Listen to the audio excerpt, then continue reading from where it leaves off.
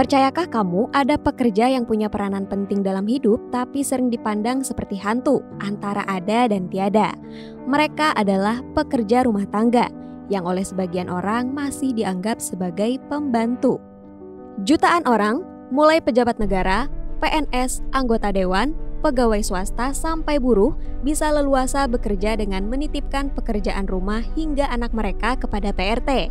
Mereka ikut menopang hidup dan ekonomi banyak orang. Begitu pentingnya peran PRT dalam perputaran roda ekonomi, sampai-sampai Soekarno mengabadikan nama pengasuhnya sebagai nama pusat perbelanjaan pertama di Jakarta, Sarinah. Sebagian PRT mungkin memiliki nasib yang beruntung. Setidaknya itu yang bisa dilihat dari luar. Misalnya yang punya majikan artis, digaji tinggi, ikut pelesiran ke luar negeri, kecipratan popularitas, hingga di-endorse brand sana-sini. Tapi dibanding yang cukup beruntung, banyak pula PRT yang bernasib apes. Di Indonesia sendiri, ada 2,4 juta PRT pada 2015 dan menjadi 5 juta orang pada tahun 2022. Jumlah ini berdasarkan data Jaringan Nasional Advokasi Pekerja Rumah Tangga dan Universitas Indonesia. Sementara merujuk survei Jala PRT lagi, dari tahun 2017 sampai 2023, tercatat ada 3.416 kasus kekerasan terhadap PRT. Di sepanjang 2023 ini saja terdapat 600 kasus yang dilaporkan. Termasuk diantaranya adalah penyekapan, perampokan akses komunikasi, penyiksaan, penghapusan gaji, dan penyitaan dokumen penting seperti KTP dan ijazah. Tak hanya rentan mengalami penyiksaan, tuntutan pekerjaan PRT juga gila-gilaan. Belum lagi jam kerja nggak jelas, libur juga nggak tentu tapi gaji cuma ala kadarnya. Ketua Asosiasi Pelatihan Pekerja Seluruh Indonesia Mas Hudi mengungkap bahwa gaji per bulan PRT di Jabodetabek rata-rata di angka 2,5 juta rupiah. Selain itu, ada lagi yang turut sepaket dengan kerjaan PRT, mulut pedes majikan. Gak cuma dihadapin real life, majikan-majikan sekarang juga mengeluhkan PRT-nya di media sosial, kayak yang sempat ramai belakangan ini. Curhatan selebgram ini gak cuma jadi ajang sesama majikan yang mengeluhkan PRT-nya, tapi banyak juga yang membela PRT. Mereka berpendapat PRT nggak layak disalahkan sepenuhnya, sebab tadi hak-hak PRT aja belum jelas hingga sekarang. Pendapat ini pun diamini oleh staf pengembangan kapasitas dan pengorganisasian Jala PRT Ari Ujianto. Menurutnya ada sebab akibat yang akan terjadi jika PRT tak mendapatkan hak-haknya yang sesuai sebagai pekerja. Satu hal ya, karena mungkin kelemahan-kelemahan di mana-mana itu menimbulkan lingkaran setan. Misalnya begini, jam kerja yang nggak terbatas, ya, membuat dia capek. Ya. Ketika capek, pekerjaan nggak beres, atau mengasuh anak menjadi lalai. Nah, anaknya mungkin kecelakaan atau apa gitu ya.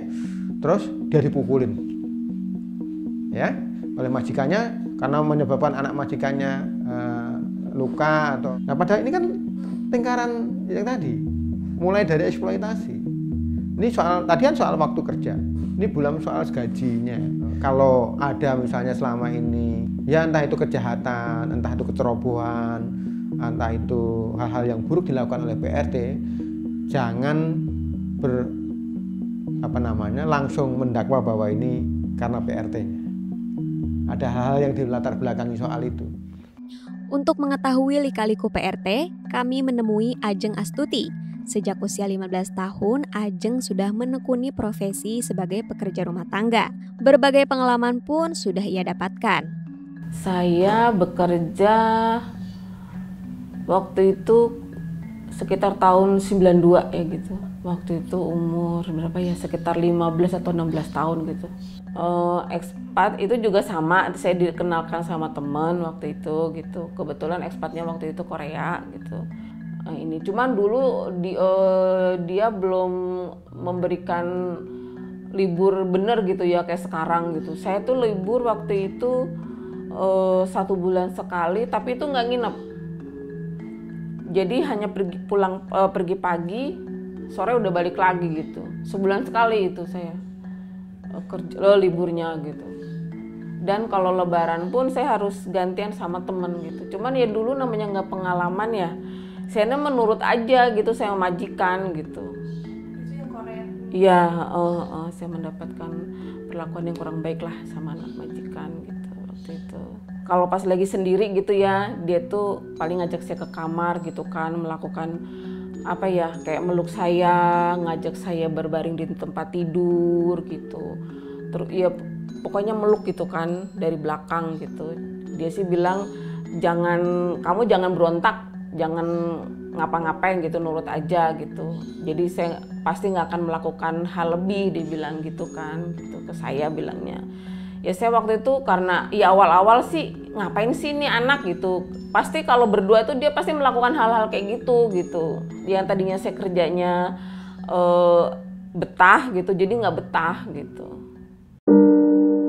Ekspatriat saya pernah juga kerja sama keluarga dari Iran, pernah juga mengalami itu lebih ke jam panjang ya, sama kerjaan tuh kayaknya tuh kayak nggak ada habis-habisnya gitu.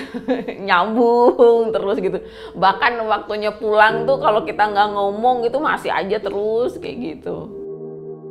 Saya kerja di keluarga ekspat dari Singapura waktu itu. Jam kerjanya sih sebetulnya standar sama ya gitu, tetapi saya mendapatkan libur mingguan waktu itu yang jarang banget saya dapatkan di bos-bos saya yang sebelumnya gitu. Jadi Sabtu Minggu libur, terus tanggal merah libur, tuh saya seneng banget di situ gitu. Kalau dari segi pekerjaannya sebetulnya sama aja gitu ya. Kalau bos lokal itu sekarang bisa ada yang 2 juta, ada yang 2,5 juta, bahkan 1,5 juta juga ada gitu, tergantung ya gitu. Bahkan di tempat saya pun itu termasuk komplek gitu ya, itu gajinya itu juga masih kecil-kecil gitu, nginep aja masih ada 1,5 juta gitu. Jadi macam-macam sih, nggak bisa disamaratakan gitu ya gitu. Kalau ekspat bisa setengahnya ya. Kalau full ada yang 4 juta, ada yang 3,5 juta kayak gitu. Mereka juga ada lemburan gitu. Perbedaannya sih paling di situ sih. Pada awalnya, Ajeng memang selalu manut apa kata majikan meskipun kebanyakan merugikan dirinya. Ia lama-kelamaan menyadari akan hak-haknya. Ajeng kemudian bergabung ke Serikat Pekerja Rumah Tangga Sapu Lidi. Setelah berorganisasi, ada pelatihan-pelatihan gitu kan, ada ini, saya bahwa perlu juga jam kerja, libur mingguan itu juga perlu kayak gitu. Cuti tahunan tuh bagaimana sih kayak gitu. Terus bentuk-bentuk pelecehan tuh apa saja sih, kan macam-macam tuh gitu. Kita ada pelatihannya gitu. Itu kesadaran saya gitu. Sebetulnya semua hak baik bagi para pekerja rumah tangga maupun pemberinya sudah dirumuskan dalam rancangan Undang-Undang Perlindungan Rumah Tangga atau RUU PPRT. RUU ini bahkan sudah diajukan sejak 19 tahun silam. Namun hingga sekarang pengesahannya belum juga ada titik terang. Memang macetnya ini dibikin macet ya.